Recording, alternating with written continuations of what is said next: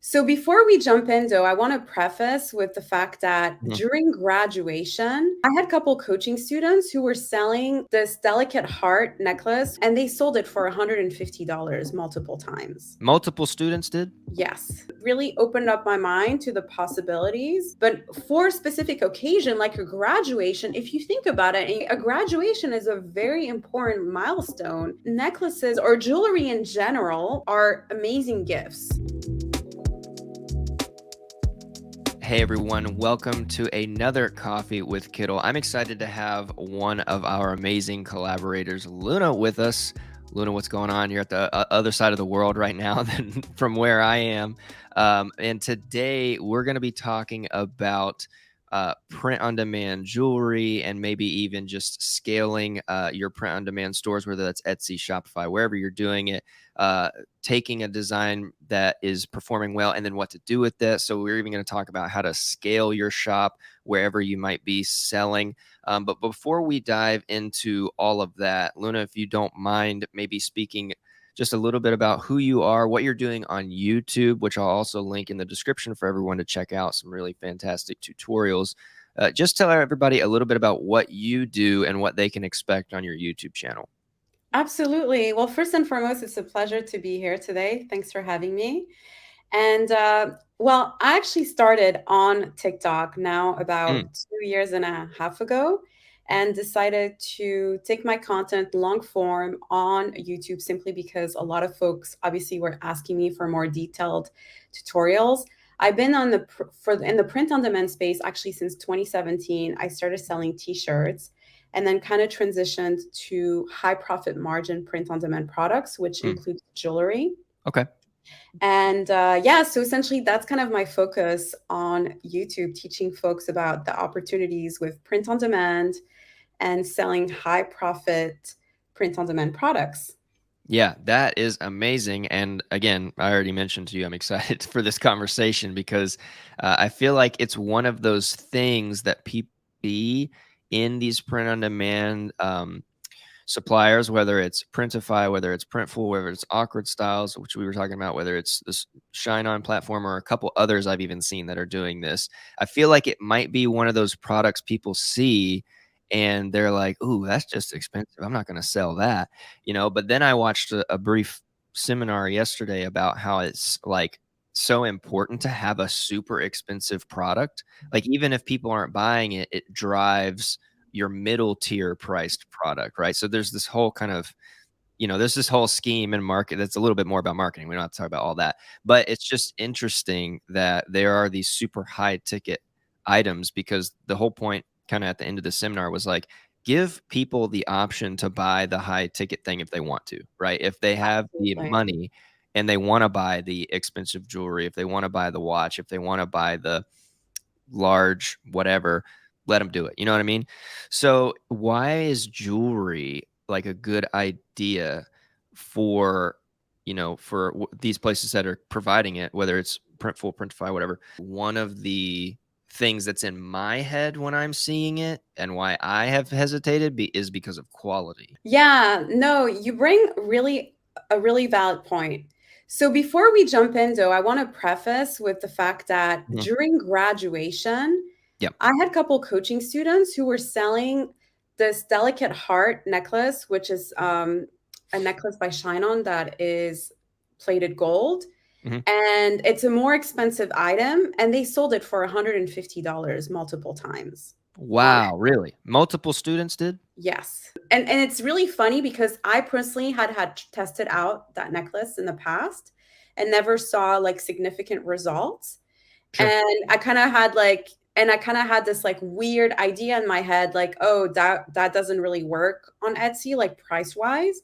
And that was Mm, completely debunked when these couple students were like, actually it's working for us. Like, oh my God, I sold a necklace for $150. that is And, wild. it really opened up my mind to the possibilities. And simply too, because when that necklace, specifically necklace, came out, I kind of uploaded like my winning niches right away. And then I just never gave it like second thought. And because it never kind of took like it really sold, I was like, Yeah. oh, it doesn't sell. But for a specific occasion, like a graduation, if you think about it and you kind of take a step back, right? A graduation is a very important milestone. And you might want, as a father or as a parent, give a very special gift to your daughter, especially if it's perhaps like a doctorate, like whatever it is. Mm. So, like, necklaces or jewelry in general are amazing gifts Yeah. because essentially, like, they are compact, so it's great from a shipping perspective. And yeah, you Mm. can charge higher up. Like most of the items that I sell are $50 and above. So like $49 Wow. and above. And they Okay. sell on Yeah. Etsy. Yeah. So as far as quality is concerned, it is good quality. Mm. That's good to hear. I have purchased them, and like it is plated 14 karat gold, 18 karat gold, white gold, or whatever it is. It is cubic zirconia diamonds, when Yep. you buy the diamond versions.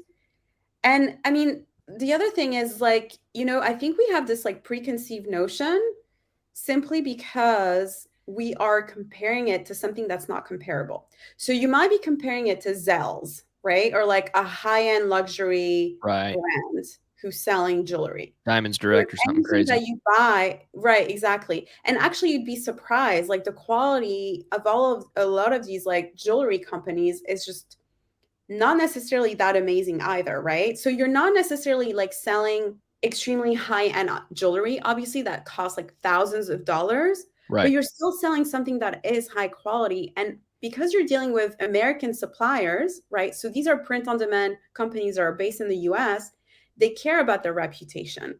Yeah.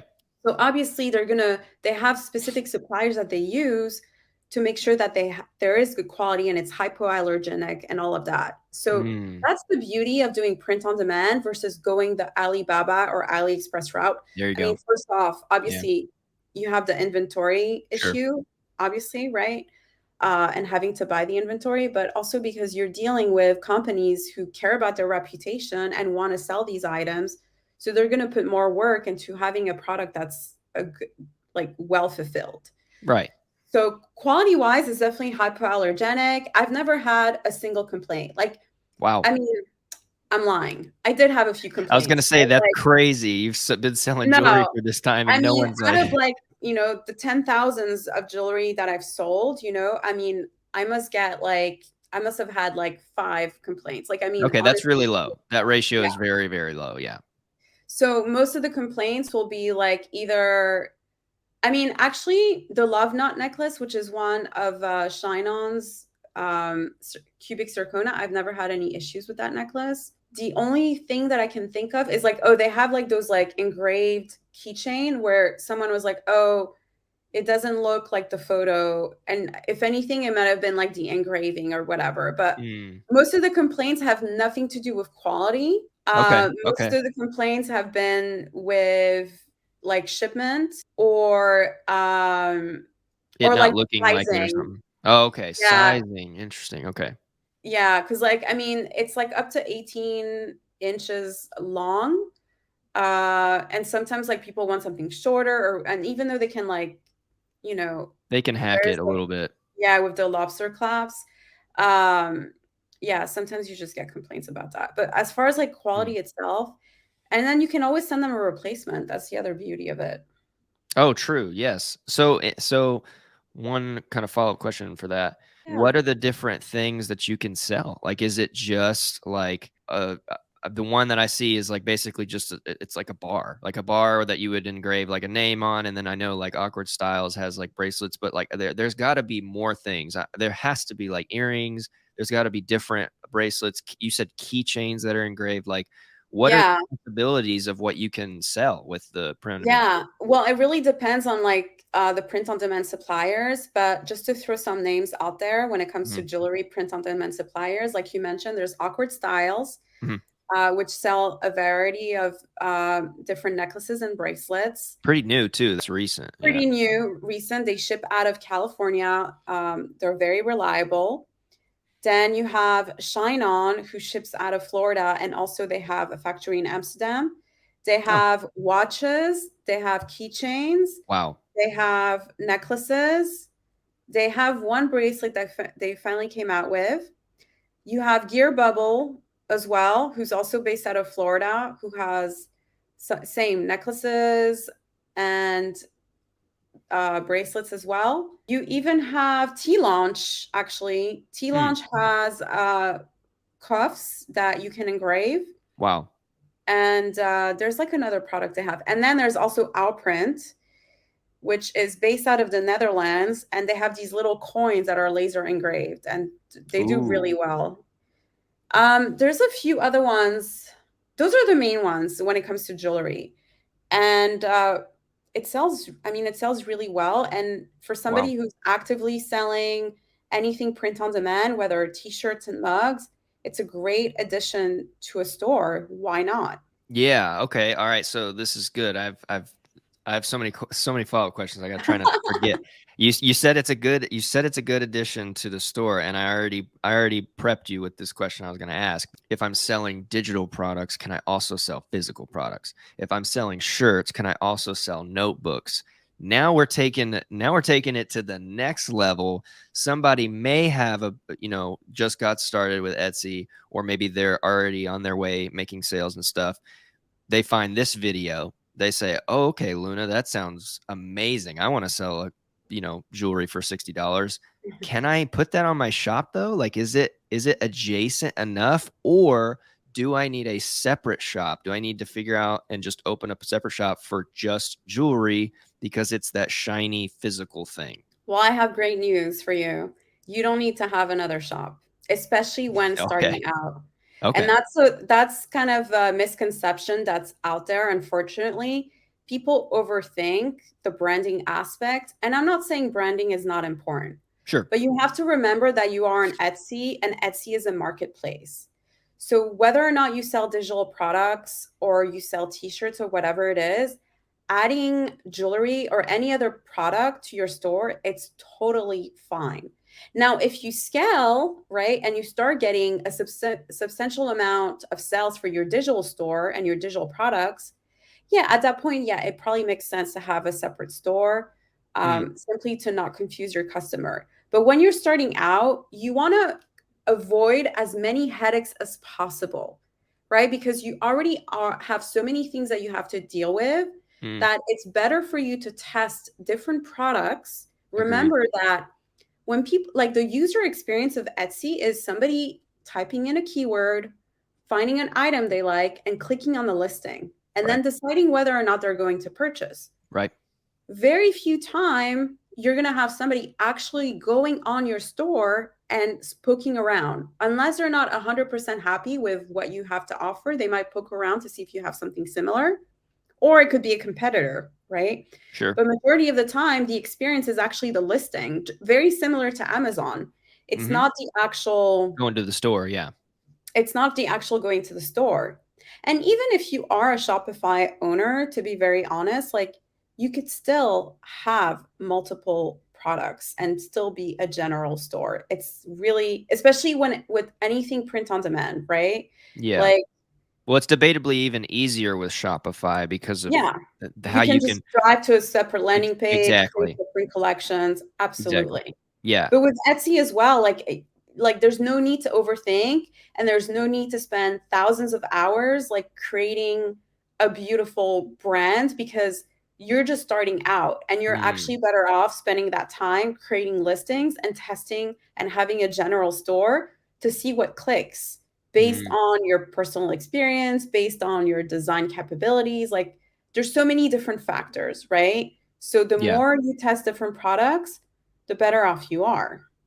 Yeah, absolutely. I mean, I feel like that's great news. That probably puts a lot of people at ease because, I Yes. mean, that's been a thought. I mean, that's a thought in my in my head too. Because I experiment with Etsy as well, and I have some digital products. I have some or digital downloads like worksheets or something, and then Mhm. I've got like icon packs, and then I'm like also in a shirt, and then I'm just like, does this look weird? And then it's like you try to throw jewelry in there, and then whatever, but it's different, like you said at the starting out level or the Exactly. mid-tier level versus like you're a vet, this Etsy store is selling for these 5 things probably best to let it run with these 5 things. I'll just Mhm. do this other thing over here with the jewelry. Exactly. Yeah, if you're making 10K plus months with your Etsy store, right? I mean, it depends. It depends.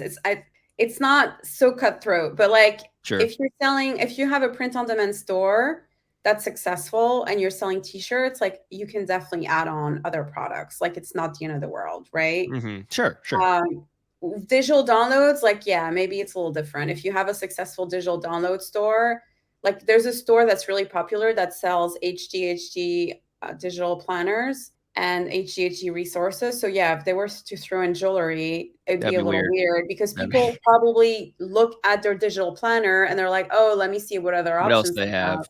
Yeah. Right. And because they already are successful, then it makes sense. If you're not Yeah. successful, like it's not even worth the headache because you're better Mm. off refining the craft of understanding what are the prerequisites to have a good listings that are going to get sales. Like that's where you need to focus your time and energy in. Yeah. 100%. I mean, I agree. I think that's across all of the Etsy sellers and best sellers we've talked to. That's 100% the consensus on that. Now, I think another big ticket question for this big ticket item is going to be, oh crap, what do I price this thing as? There is the potential to have outrageously high markup. As you mentioned, someone selling stuff for $150. Again, I don't know what it costs to fulfill that, but what kind of like, yeah, what kind of ratio are we looking at here? Or maybe what kind of tips do you have for that? Yeah. So when it comes to Etsy, that's actually an amazing question because a lot of people kind of have this race to the bottom, even when it comes to t-shirts, right? Interesting. And you don't want to do that. That's a very dangerous game to play. So you just include the recommended price that the platforms give you. And usually, like, that's around $49. That's where it sits around. So that's about $20 profit margin. Um, and the reason you want to do that is because if a product really speaks to a customer base, they're going to purchase it, Mm, right? Like if it okay. really like resonates to them from an emotional standpoint and they see the value of that item, they're going to purchase it. Mm, Now, the what I mentioned earlier about the necklace that was $150, like that necklace, like the baseline, the base cost of it is $100. okay. So Okay. it was like a higher quality product. Sure. So obviously, like you can't just take something that is a base cost of $20 and up and make it like 120 just Because because it's not actually worth that. it's not. Like you're gonna get in trouble. And most importantly is, I mean, on Shopify you could get away with it, right? Because Shopify is like a Sure. different beast. Like it's all about branding. You're bringing in traffic. Like, but with Etsy, people compare contrast. That's just the inevitable. But what I don't recommend and what people often do is they're like, oh my God, but I see so many sellers selling it for $30. And they just feel this pressure of having to sell it for that much when in reality that pressure should not be there because the Mm, people who are selling it for that little, they usually are doing that because their creative is not strong enough, and because their creative is not strong enough, they're trying to compensate with the pricing, and that's a very slippery slope, and usually those shops don't last. mm. So don't look that as your benchmark. Your benchmark is simply the recommended prices from the print on demand suppliers. And I would say usually it's anywhere between 20 to $30 to whatever is recommended or to whatever the baseline cost is. Would your advice be when with people that are maybe wanting to venture into this and starting to list some jewelry and taking those recommendations, would you suggest that they do kind of one of the jewelry products in a variety of ways, or do you think it's best to try to have multiple, like we mentioned, there's you can have multiple things, necklace, uh bracelet, keychain, whatever. Do you feel like it might be best for someone that's getting started to position themselves with these 10 necklaces, or do you think it's fair to have like necklace, bracelet, keychain, whatever? Yeah, you can have whatever, especially when you're starting out. you want to test as many ideas as possible. You want to test multiple niches, you want to test multiple products. And yeah, I mean, it's just like seeing what's going to stick based on research, obviously, right? Yeah. Okay. So that's good because then maybe the last thing we can talk about is scaling, Hmm. because we were talking a little bit earlier. And so at what point, let's say, like you mentioned, you said you're kind of doing research, you're trying multiple niches and trying to figure out what people even want or what they want you to give them.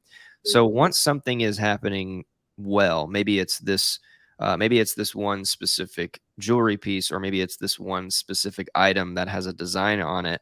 What's the next step for being able to make another sale, like, or scale and have multiple sales from one item? Because I feel like another trap is being honed in on one design, one product, when in Hmm. actuality I think the major value of print on demand is one design, tons of products.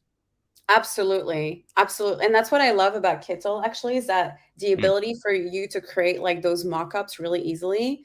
So for instance, if you are a seller who already has a t-shirt that's selling well, whatever the niche is, well, then you have to see like, is there potential for me to put it in another product, whether it's like a mug or Canva bag or mm, tote bag, whatever it is, because you could be sweeping up additional sales just by simply doing that.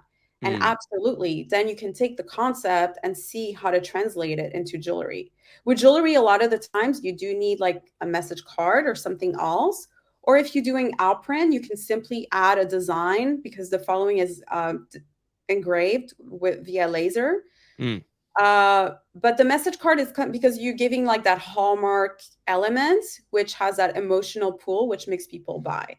But mm, absolutely, like if you already have an item that's selling and is getting you sales, even if it's sporadic, that the first low hanging fruit is for you to find a way to see if you can scoop up additional sales with different products. And I agree with you. A lot of people, unfortunately, they kind of get stuck at, and I get it, right? Because it is a different skill set, right? Like doing yeah, print on demand for a t-shirt is very different than doing print on demand for jewelry.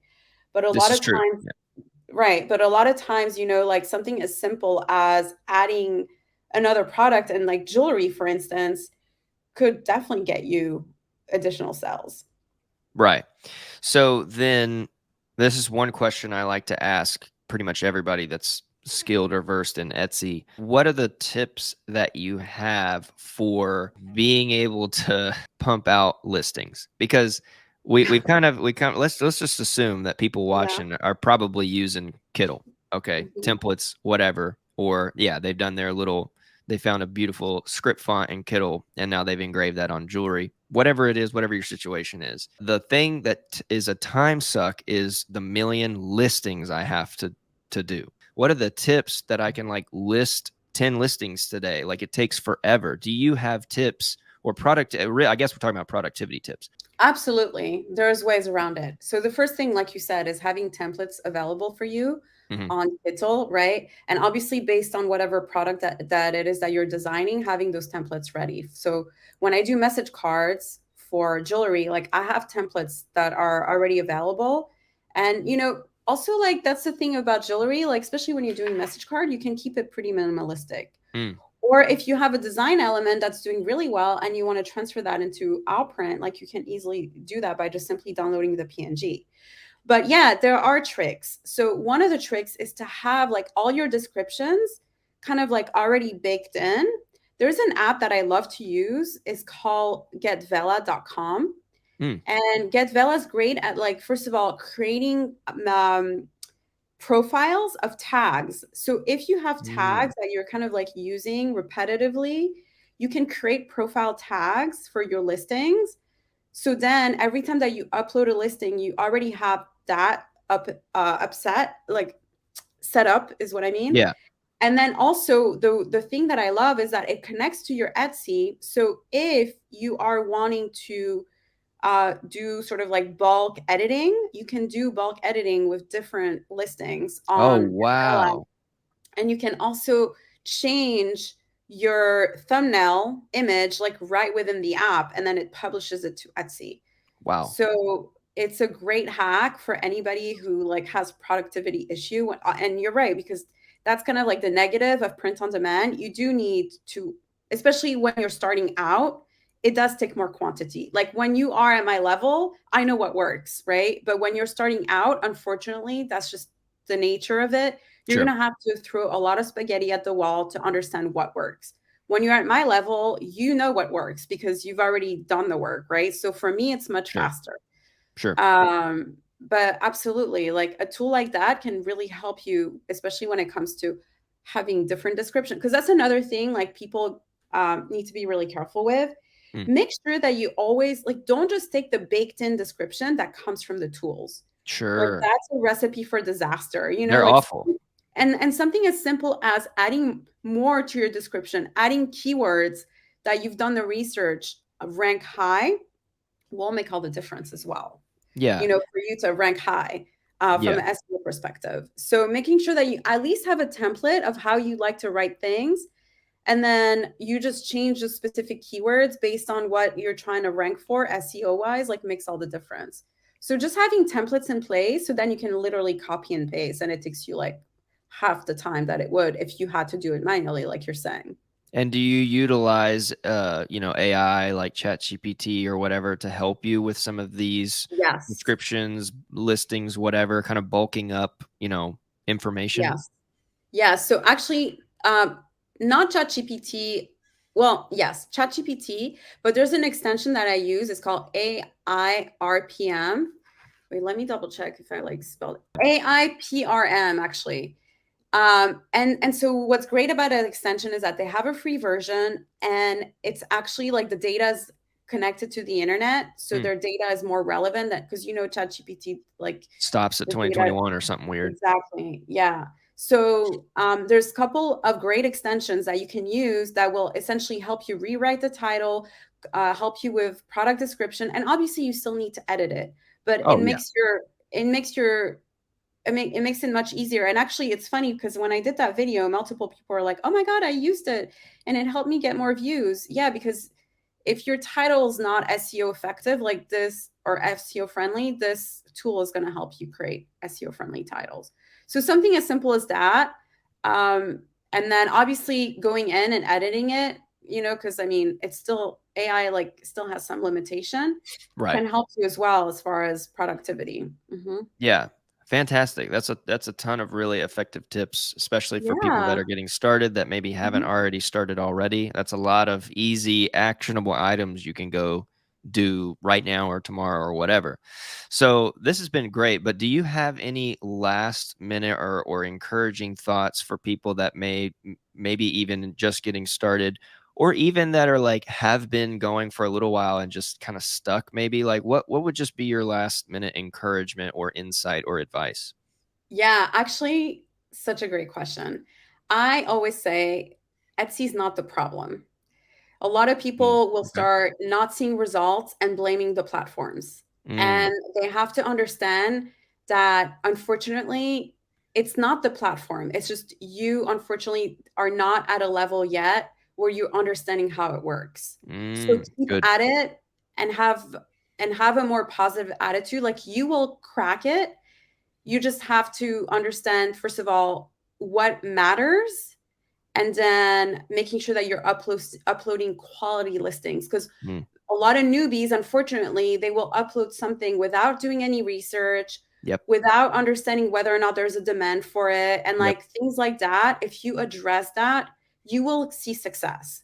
Like Etsy's a really powerful search tool. People go on Etsy actively looking for gifts, and the numbers keep on growing. I think there's like 93.5 million users Something like who that. run the platform. Yeah, I don't know if it was on a monthly or yearly basis. No, I actually, think it's a monthly it's basis. monthly. Yeah, it's monthly. Yeah. Yeah. And so it's not saturated, right? Like, I mean, it's Mm, like saying Amazon is saturated. Like, Amazon's not saturated either, and nor is Shopify. But the reason I personally love Etsy is because it's very beginner friendly. mm, You don't need to worry about traffic. You should not be paying for ads when starting out. That's another thing that I see a lot of people do. If you're not getting sales, like focus on having good listings. Like Mm. Etsy's algorithm is actually really sophisticated. So don't Mhm. blame Etsy's algorithm and keep uploading until you start getting views and you start getting sales. And then, yeah, you can scale and add ads to the mix and all that. Uh, but yeah, it's super beginner friendly. You don't need a website, you don't need a brand. All you have to do is do the research and upload listings that people want to purchase. And then once you become a master at that, then you can go on Amazon, you can open a Shopify. But like, as somebody who's done it all, like, I just think that Etsy is very beginner friendly because with Shopify, you need to know how to bring traffic to your store. Like, there's just a lot of different variable that you need to Oh, yeah. learn. Oh, yeah. And so, yeah, like, don't give up, guys. That's the best advice I can give you. Don't give up. Yeah. Yeah, there's a Etsy's not phrase. rigged against you. Yeah, there's a phrase kind of in the music world we like to say, especially in, like, the percussion world, which is, like, "Don't give up before the magic happens." You know what I mean? Like, Exactly. you never know. It's kind of it's a little bit like social media too, you know? People Yeah, are trucking along, TikTok, Reels, whatever, and it's just not going your way, and then boom, something goes viral, right? Don't give up before the magic happens, you know what I mean? exactly. Exactly. It's so true. Applies to Yeah. everything in life, even to having a six pack, right? Keep at it, keep at it, yeah. You've had it. It's true. Like sometimes we just like forget that like it's all the same. You just if you have a confident mindset that you'll get there, you will get there. Yeah, So don't give up. absolutely. You got this. Absolutely. Well, Luna, thanks so much for joining and having this conversation with me. Everyone, definitely go check out her YouTube channel. It's linked down in the description. And if you haven't already, please subscribe to Kittl. Hopefully, through this whole video, you've subscribed or you already are subscribed. It'll take you 1 second. It's that red button. And we hope you have a great rest of your day. We'll see you in the next one. Bye. Bye.